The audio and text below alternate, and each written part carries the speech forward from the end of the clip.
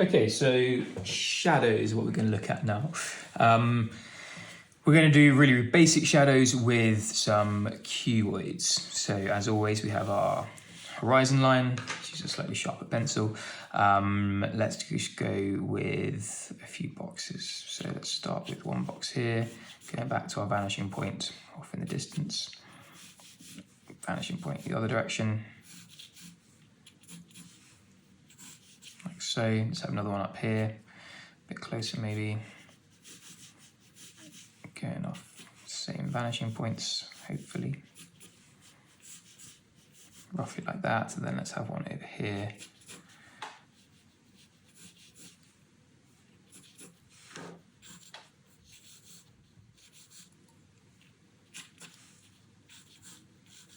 Okay, so as you can see there, we've got our cubes. They are all with vertical lines, we would hope. We also hope that all of our lines are going off to roughly the same vanishing point. I did it quite quickly, so they might be slightly off, but I think it's fair to say that they are all, oops, it's not very good, all roughly heading in the same direction. Same in this way, like so. Okay, so we've gone over the nice line weights just to make them stand out. We then need to add our point light. And in terms of how the light works, you can think of there's the sun as a really bright light that will diffuse a shadow, like you kind of see the shadow in the video at the moment, really, really faint diffusion. Or you've got something called a point light, which is going to be a lot more focused. So we can just show our point light as this kind of circle here. And then imagine it is on the floor. So it's come down to here and it's on like a plane that's on the floor. I know it's quite hard to understand where that plane is, and this probably isn't perfectly accurate, but imagine these boxes are all sitting on the floor. That's the basic concept. We're going to show that these boxes, they are solid, but there would of course be a back corner as well. Okay, so we'll just draw through. Obviously all our lines still in perspective to show where that back corner would be.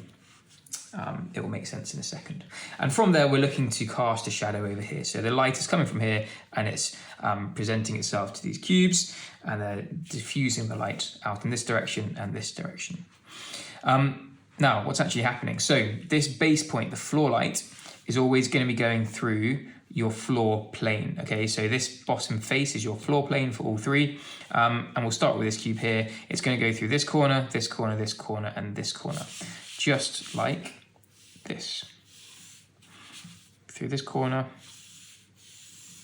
through this back corner, and then through this front corner, like so. Okay, so we've got 4 points from there through these corners. The top one, the point light, goes through the top face. So this top corner, top corner, top corner, and top corner. Just like this. This corner here.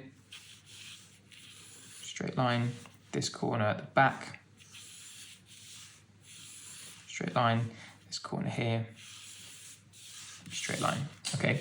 Now, these lines from this top corner, top point, and these lines from the bottom intersect each other somewhere on the page. We need to think about this vertical line here. So this top corner and this bottom corner are one. So where this top one came through this corner and the bottom one came through the base corner, where the two meet, which is there, is part of the shadow.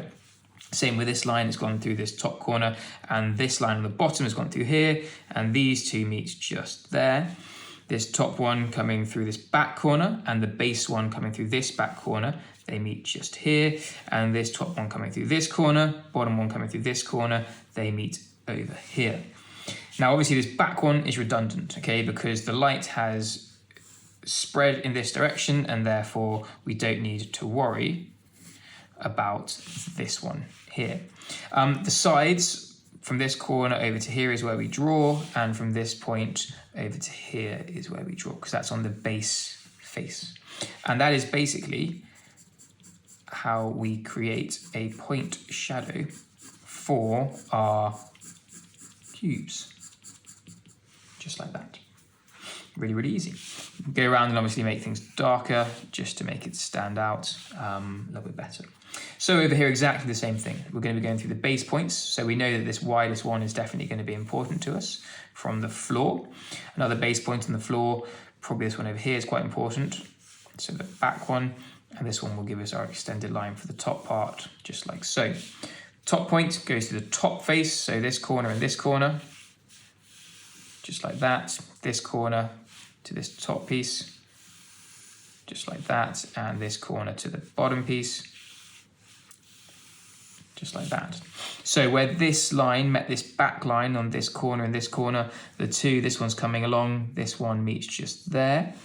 This corner at the front comes along and it keeps going, and the line for this front piece comes through here and meets all the way in the distance, just fitted on.